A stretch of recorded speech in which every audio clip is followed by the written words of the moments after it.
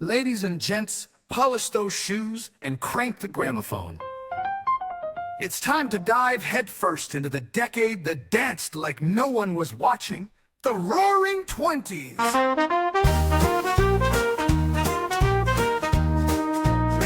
we got flappers and fringe and bootleg gin, jasmine blowing as the night rolls in. From Harlem Nights to Hollywood gold, stories untold, scandal and bold. We regret nothing. We're talking swing, we're talking sass, top hats, headlines, and backstage pass. We regret nothing. Welcome back to We Regret Nothing. I'm your host, Sean, and today we're spinning the dial one last time on the 1920s. In our last two episodes, we narrowed down a massive list of 20 radio shows. We got it down to a top 10 that we felt truly defined the decade. Now comes the real challenge. Andrea, Michelle, and I will debate, dissect, and dive a little bit deeper into those 10 shows to figure out which 5 are essential enough to seal in our time capsule and beam out to the cosmos. From comedy hours to variety programs, dramatic serials to the voices that connected a nation. Only 5 will make the cut. So grab your headphones, settle in, and let's find out which shows survive the static of history. Welcome, Michelle. Hello. Hello, Andrea. Sean.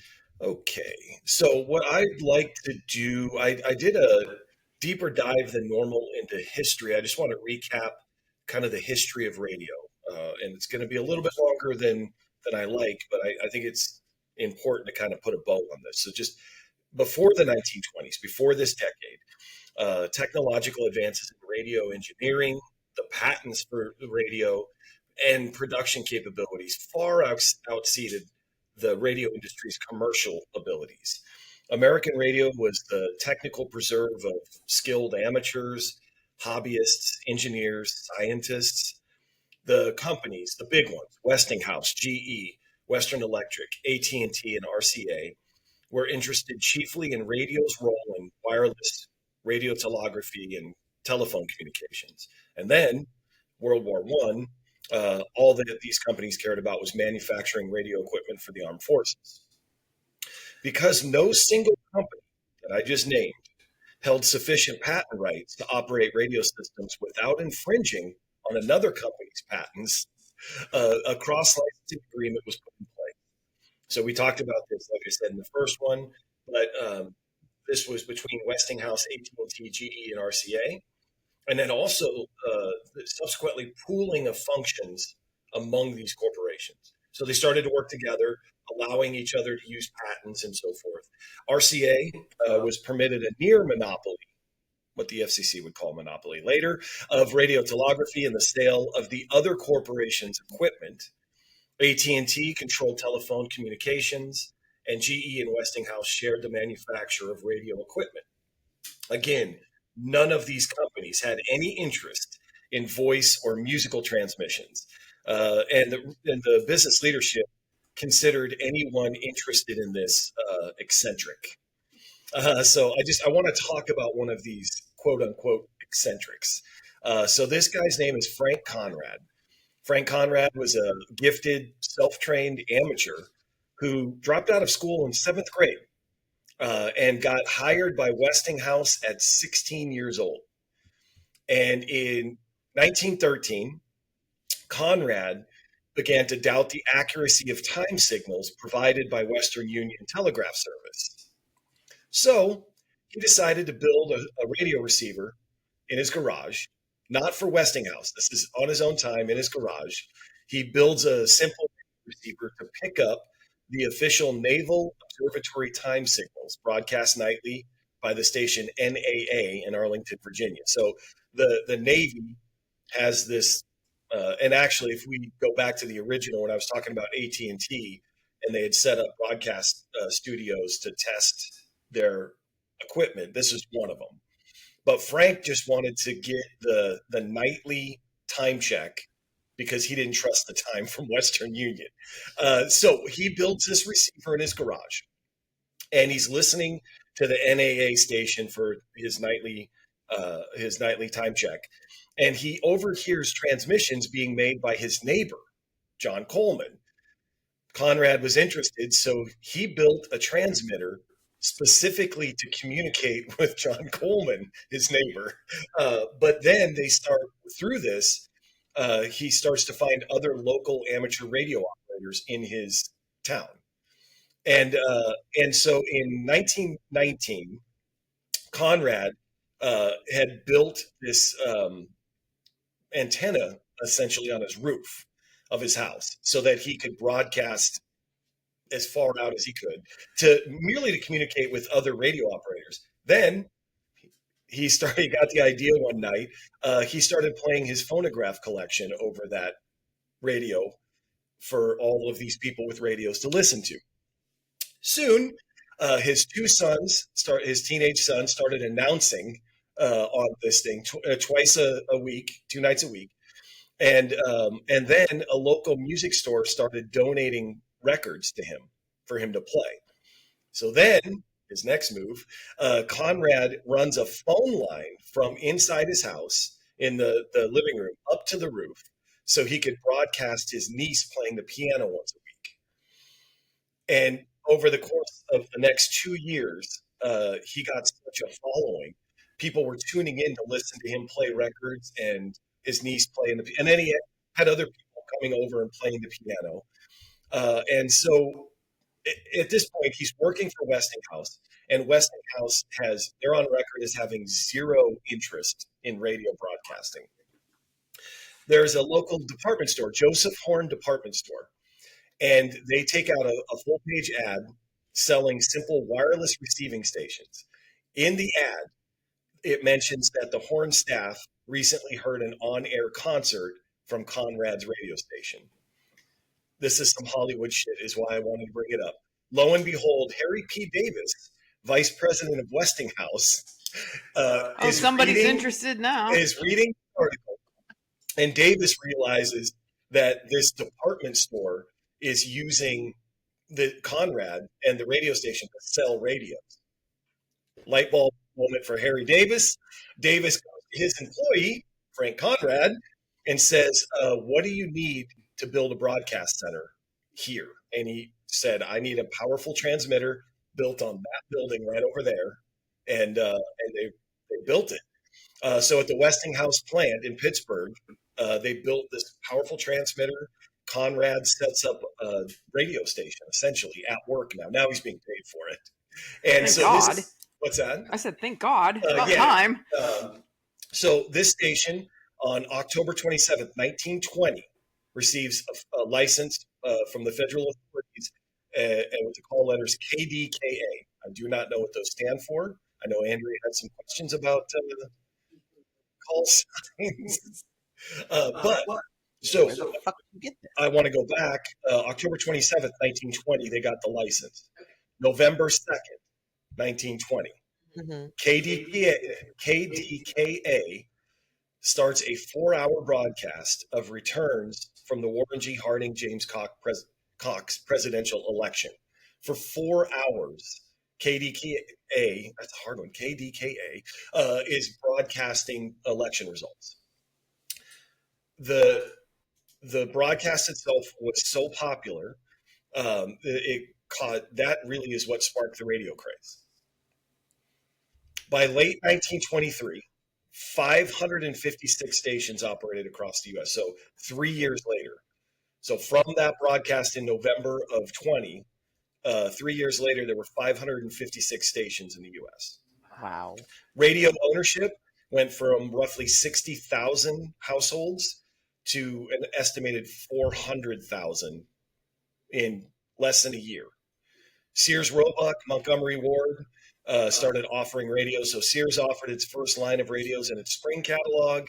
Montgomery Ward put out a 52-page catalog devoted just to the radio, selling radio sets, parts, including a complete tube set of, I think Andrea mentioned this, the $23.50 that can pick up for 500 miles. So that's kind of, I just wanted to talk about Frank Conrad. That was fascinating to me. And then I'll kind of go back over what we talked about, RCA. And so RCA, what happened with them led to NBC. so National Broadcasting Company.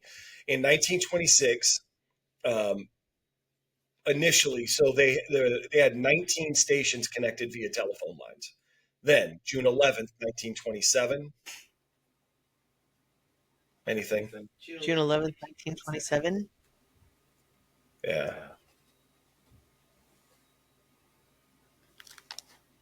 The assassination of Harding. Charles A. Lindbergh returns to America after his historic flight to Paris. NBC linked 50 stations across 24 states to cover his return. It created the largest network broadcast in history at that time. So from 12:30 p.m. until midnight on the day of Lindbergh's arrival, radio reporters provided continuous coverage. They did 12 hours of coverage on the radio.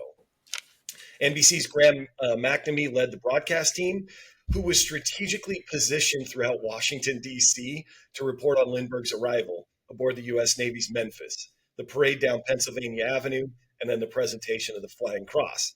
Announcers for NBC were stationed atop the Washington Monument, in the Capitol Dome, and on the roof of the U.S. Treasury Building. The reporters were. Wow. Radio sales surged in the weeks leading up to Lindbergh's arrival. On the particular Saturday in June, an estimated 6 million radio sets were in use across the nation. Statisticians projected an average of 5 listeners per set, totaling an audience of 30 million people. Even if those figures are exaggerated, I don't know how you can prove it, but it's still undeniable that more people were listening to the radio on that day than ever before. That growing interest continued into the fall of 27.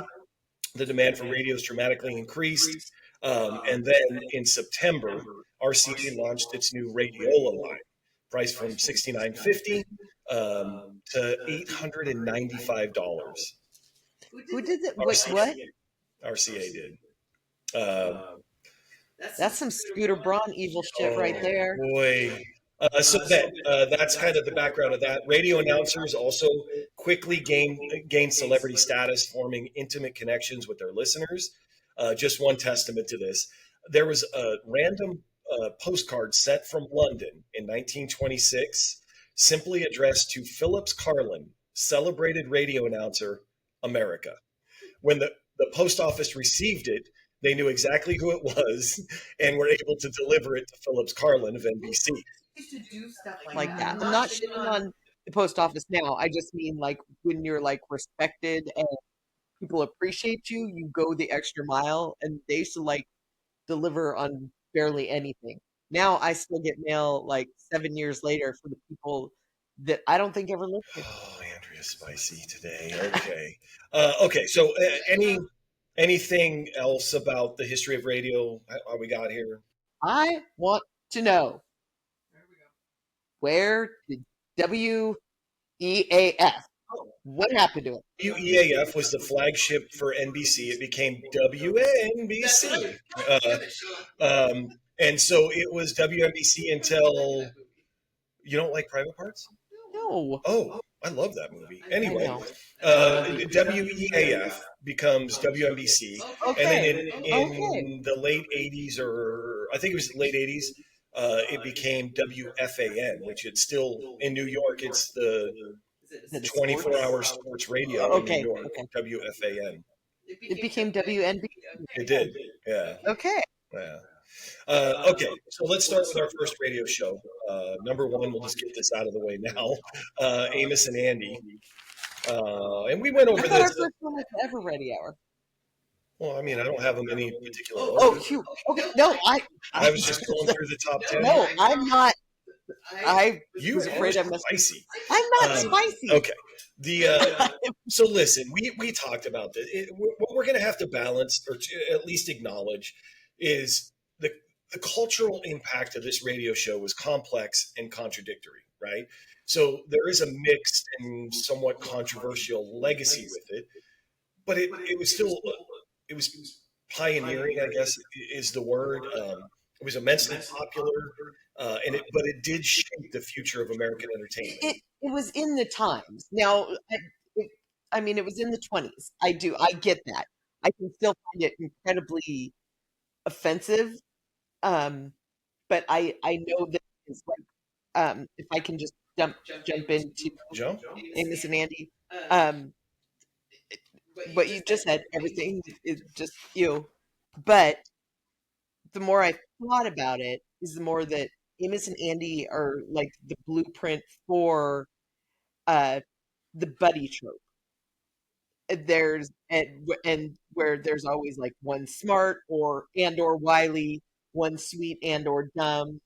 Um, I mean this brought about like Fred and Barney, the honeymooners, Ralph, and I can't remember what his name was, but every time that even like Scrubs, there's all, and this was kind of like the grandfather of all that, and for that, when we decide, um, I would put it forward because of that.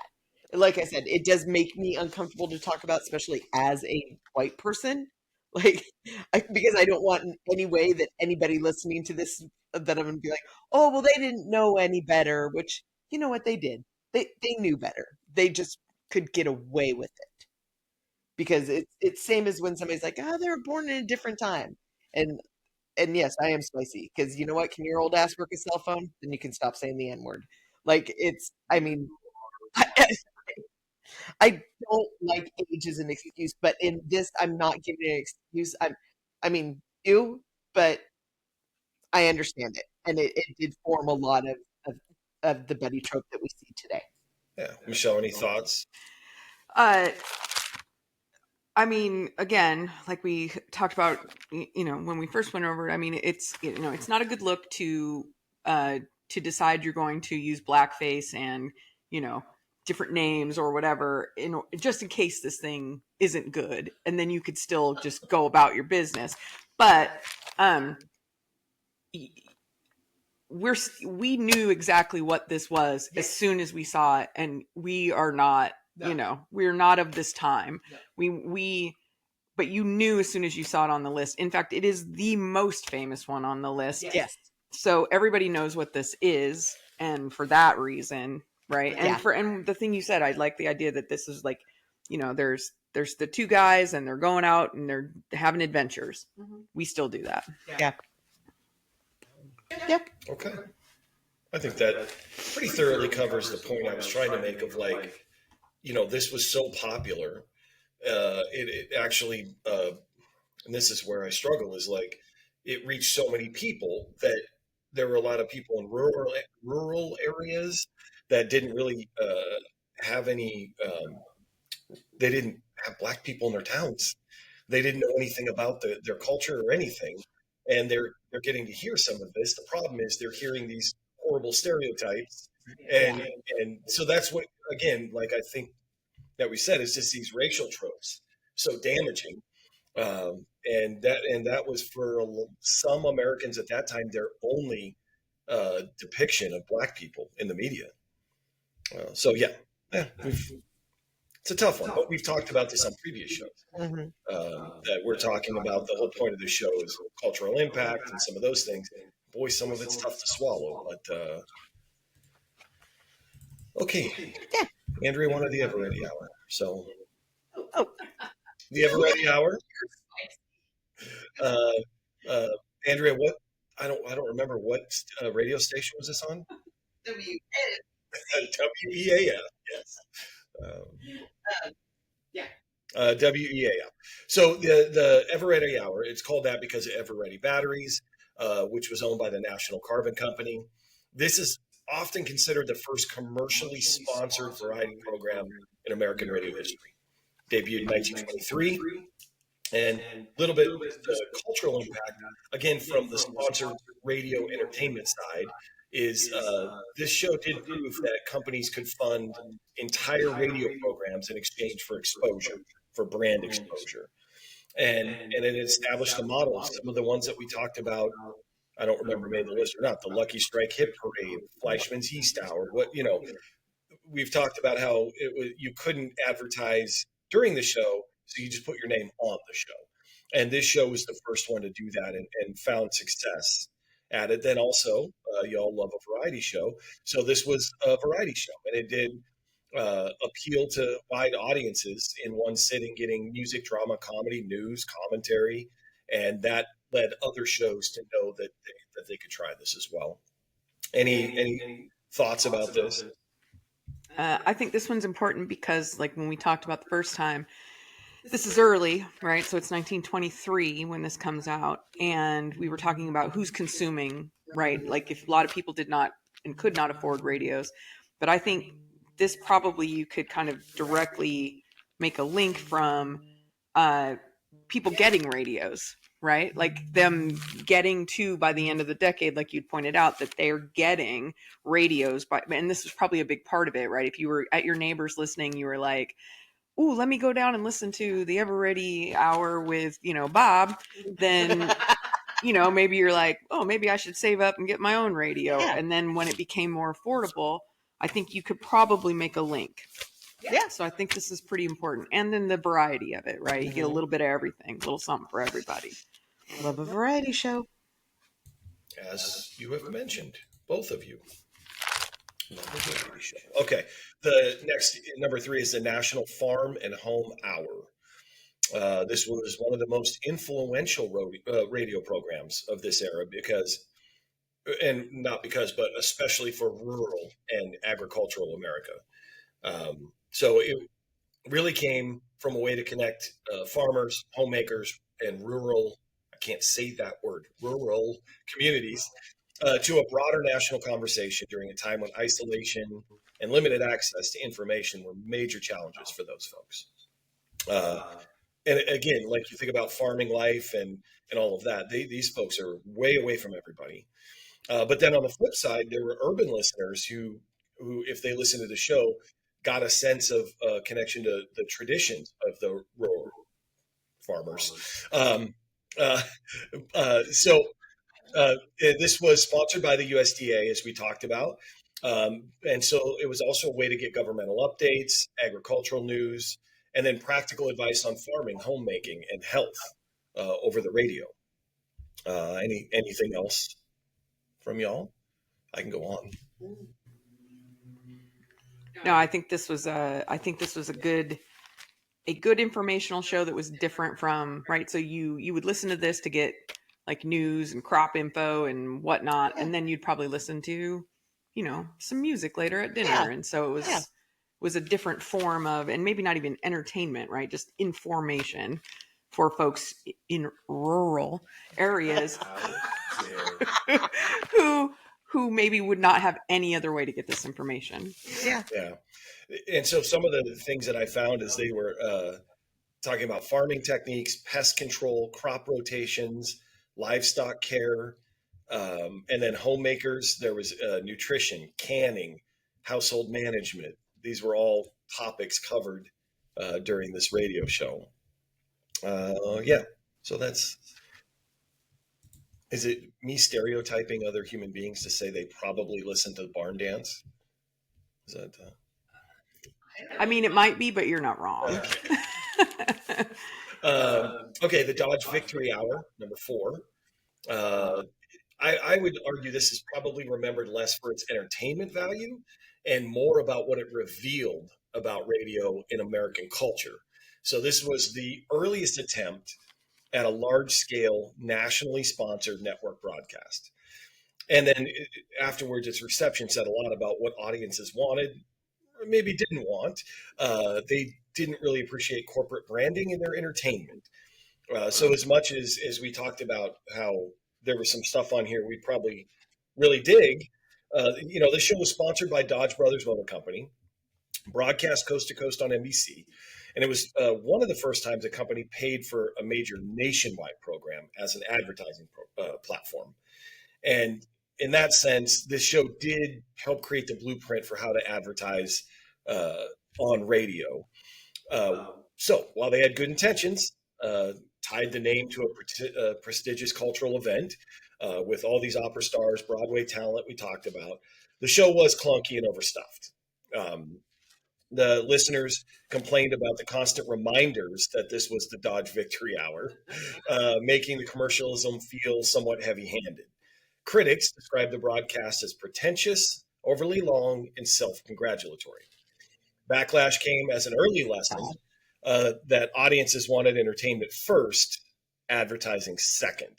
And that principle guided how future sponsors would integrate their brands more subtly into radio shows.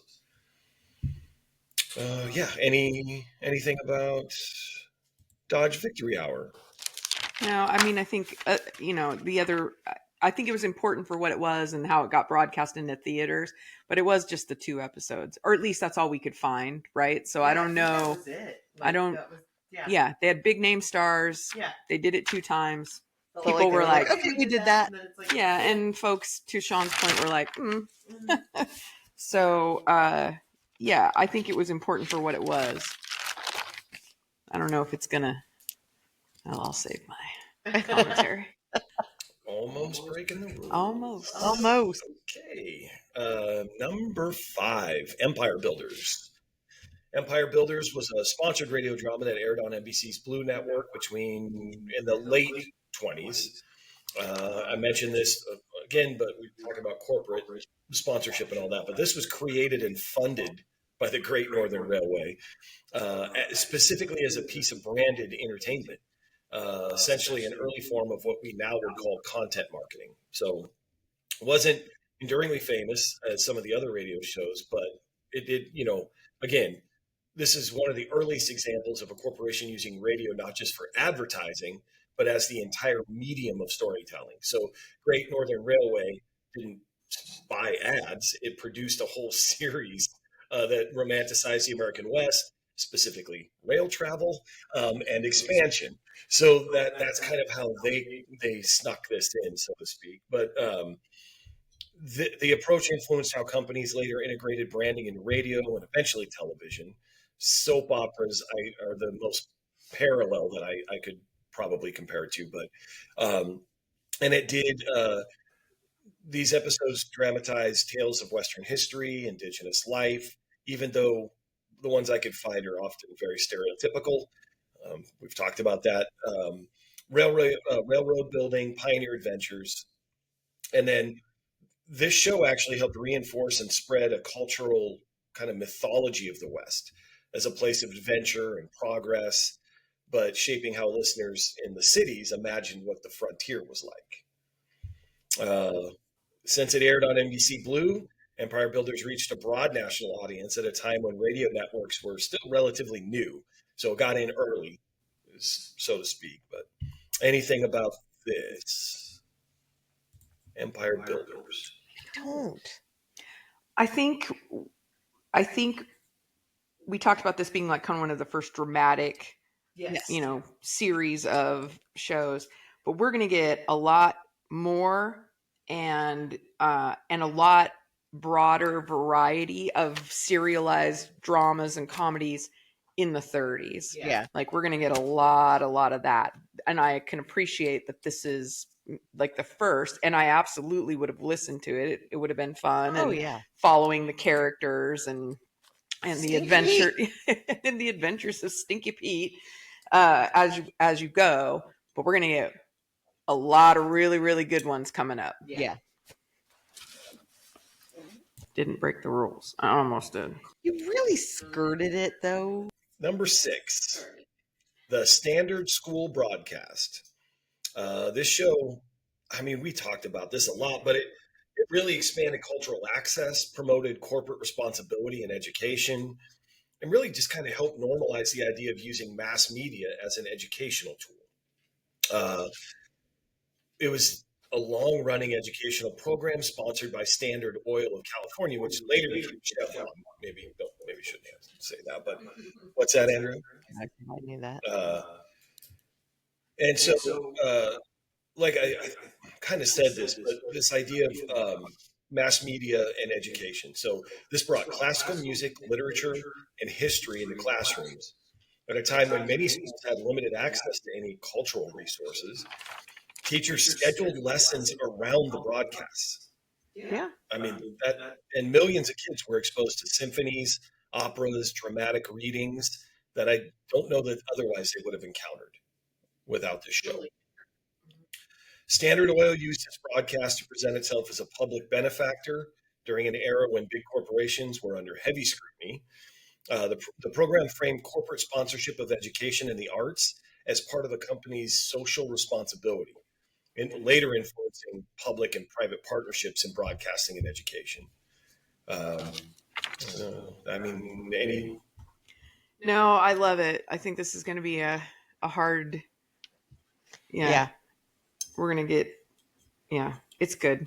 I have nothing but praise for this. And whether the corporate, benefactor thing was for look or for substance, I like it either way. Yeah.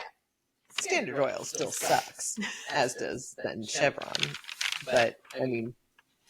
Big oil. Exactly. Number 7. Andrea's a stinky Pete. You really are stinky Pete. I'm just telling the truth. I work for Standard Oil. You did. Yeah. See, so, Michelle. I wasn't going to mention that. Oh.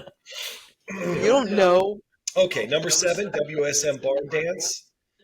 A little history on this one again, so we don't get confused between the two barn dances.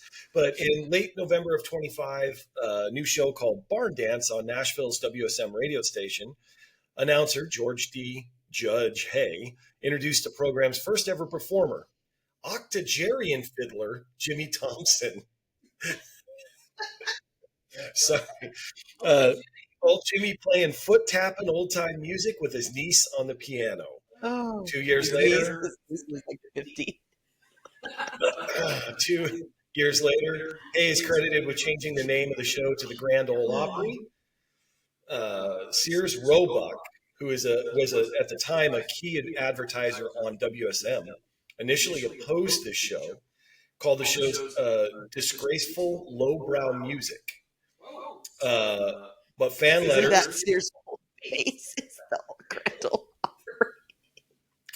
Oh, how the turntables turn. Fan letters poured in, threatening to boycott Sears Roebuck, and the show went on. So, Power of the people. by 1930, What will I do without my Sansa belts? How come Michelle doesn't get Michelle's spicy today? But that wasn't spicy. by 1930, the Opry had 30 regular cast members, and WSM built a 500-seat studio theater to handle what was quickly becoming much more a live event than a radio broadcast. 1932, I know we're in the 20s, but just in 32, WSM boosted its broadcast power to over 50,000 watts so that the show could reach most of the U.S. and parts of Canada. The show introduced the world, the bluegrass and country legends from Bill Monroe to Hank Williams to Dolly Parton. I mean, in some sense, I don't want to be hyperbolic, but the Grand Ole Opry radio broadcast is the kind of the beginning of commercial country music success. I think there's a lineage there that's hard to deny. But Agreed. any other thoughts about the Grand Ole Opry? No. Mm-mm. Number 8, House of Myths. 1920s radio series The House of Myths had a notable cultural impact by modernizing ancient Greek stories, much to Michelle's chagrin, bringing it to a mass audience and setting an early precedent for creative freedom in radio. You picked House of Myths? I believe, yeah. I do not have that. Well, you wanted to talk about Carlton Morse, but we'll get to him later, 30s or on.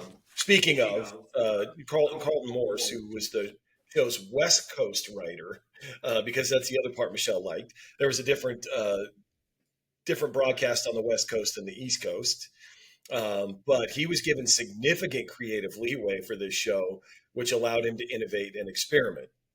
This helped shape radio as a new medium, distinct from existing forms of entertainment. And then this is my favorite part. I can't wait to see Michelle's face. But Morse famously took the terrible scripts from the New York broadcast and reinterpreted them into modern vernacular with a heavy tongue-in-cheek innuendo on the sex life of the Greek gods. This approach made classic mythology accessible and relatable to a contemporary audience. Anything? I know you didn't have this, Andrea, but I don't fucking have it. It would have been entertaining. But the idea that the source material was terrible is just fucking crazy work to me. It's crazy work. It's insane. It's insane. Fuck you, Persephone. What type of name is that anyway? I'm gonna call you Percy because I can't say Persephone. Crazy. Classic man. Okay, number 9. The Happiness Boys, number 9. I had them on my list. Okay, you're caught up. No, I'm not because I didn't have House of Myth. The Happiness Boys radio show, starring Billy Jones and Ernie Hare, was a cultural phenomenon in the 1920s. It pioneered radio entertainment, helped establish modern commercial advertising. As one of the first regularly scheduled comedy shows on the air, is capitalized on the vaudeville tradition to create a format that would influence future radio, eventually television and entertainment as a whole. So the Happiness Boys is the Happiness Candy Company, and they adapted their act to each new advertiser by changing their name. We talked about all the names they went by. Tasty loafers. The tasty loafers for tasty bread. That is the worst. Well, I don't know, the interwoven pear. Yeah, that's not They were great. sponsored But by Tasty Interwoven loafers is Socks. funny. Oh God.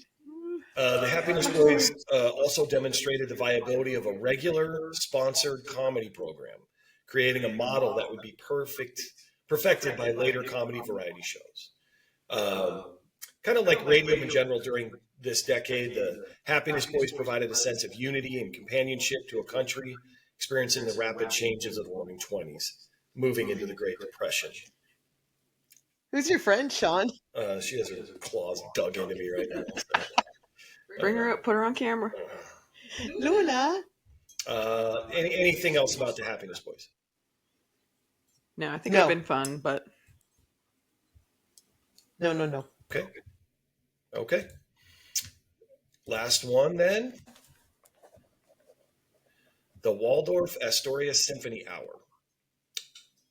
This had significant cultural impact by popularizing orchestral dinner music for the nation. This also established orchestral pop as a genre on the radio and provided a template for future broadcasting from elegant venues. I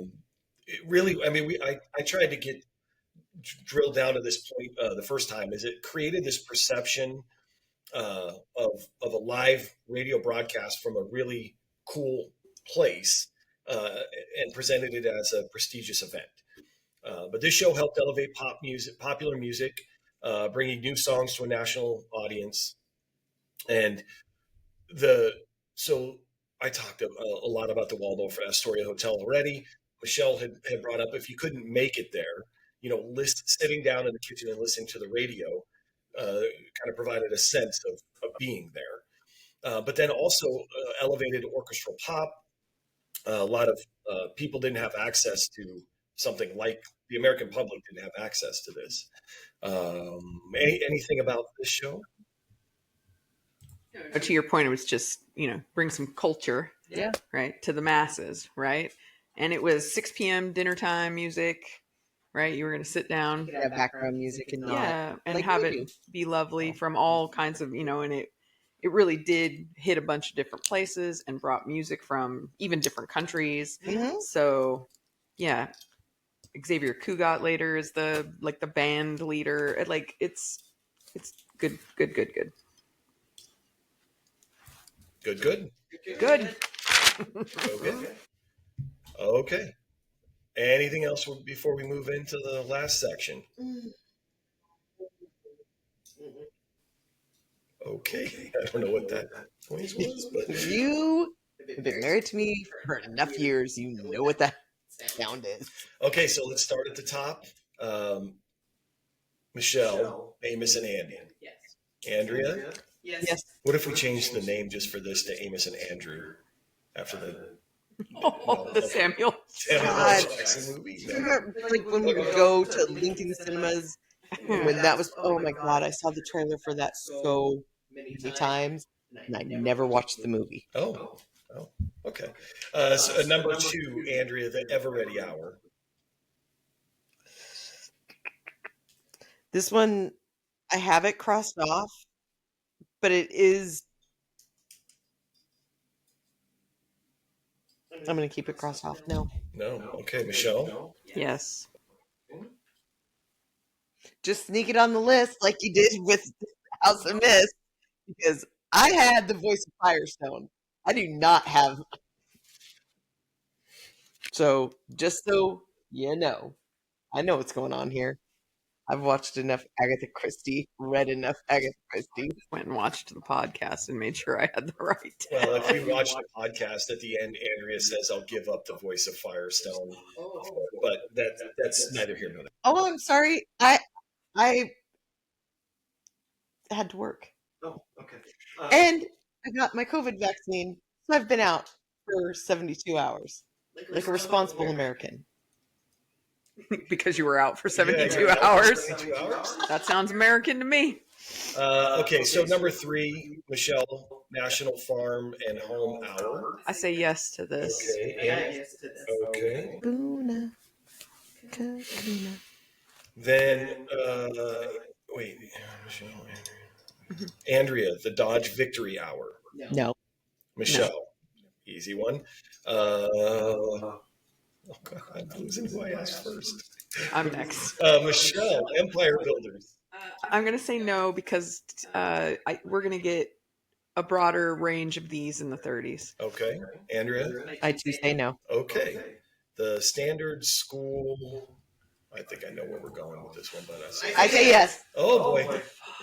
Standard School Broadcast. All right. Andrea says yes.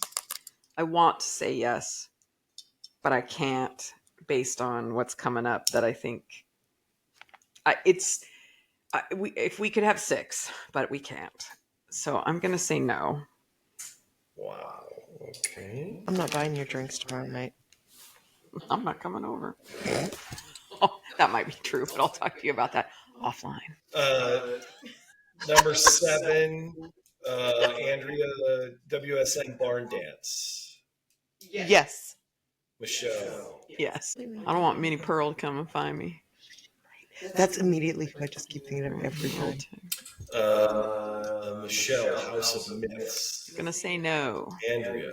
I'm going to say no. Because it's not even So she didn't even have it on the list. No, because it's source material. Like, it's... Yeah, that's crazy. Like, Andrea, the Happiness Boys. no. Michelle. No.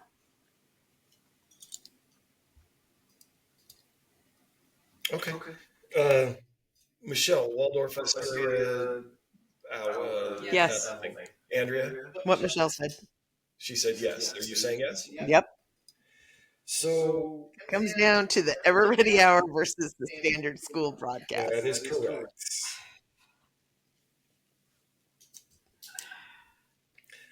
Andrea, you said no to the Ever Ready Hour? I said no. Okay.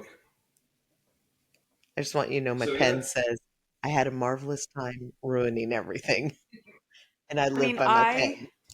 I love the Standard School Broadcast thing, and I love that we probably that evolved into PBS and 321, yeah, and NPR, and I love that.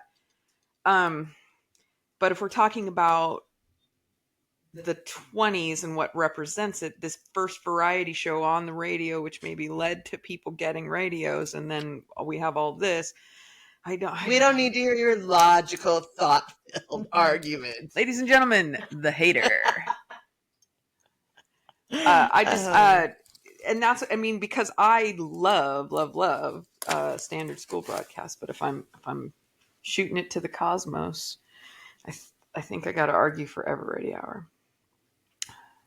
Do you know what? Don't just... Michelle, it's me. Do you really think I'm going to agree with you to agree with you? Oh, no. Sorry. You'll learn that soon, America. BFFs. But she's always wrong. No, because that is a very, very good argument. And I feel that there are going to be the variety, everything Michelle said. I will accept that, and that I will go with that as the 5th. Okay. So ever ready I out? don't know why I have a reputation for not agree. I'm very agreeable. Namaste. You know that just means hello. All right, now I have a song in my head. Okay. So we have our top 5. Yay! That was not too tough, but Amos and Andy, National Farm and Home Hour, WSM Barn Dance, the Waldorf Astoria. What is the title? Orchestra Hour, and the Ever Ready Hour. Those are our top 5. Well done, you two. Yay! Uh, Yay! I'll tell you, coming into this, I wasn't, if I'm being honest, super excited about talking about radio shows from the 20s. But y'all made it fun, as usual. You So, did thank you. an amazing amount of research, and so thank you, because I learned a ton, not just from my own research. In fact, I don't think I learned very much at all, but from yours, I did. No, I learned a lot from yours. I did no research. I love it. I have been hosting What are you talking since, like for months now. for your whole life? My whole life. Jesus Christ. Okay. No, that was really thank you, Sean. That was, Yeah. and thank you for finding out about W. Yeah. Yeah, Yeah. it makes me Also, the Frank Yeah. Conrad stuff. The Frank Conrad stuff was fascinating. I Like was fascinated. MacGyver, Doogie Howser, Yes, I wanted his to ask way you, into. did he hear his dad who had been killed This- back when he this was is a baby? not frequency. Was he able to go back and tell his dad? Can we talk about frequency? That I don't think we could talk about that. Well, it's chock full of assholes, but it is a good movie. Assholes can act. Huh? The hater. Or am I telling? It's Jim Caviezel and Dennis Quaid. Okay, so listen, everybody.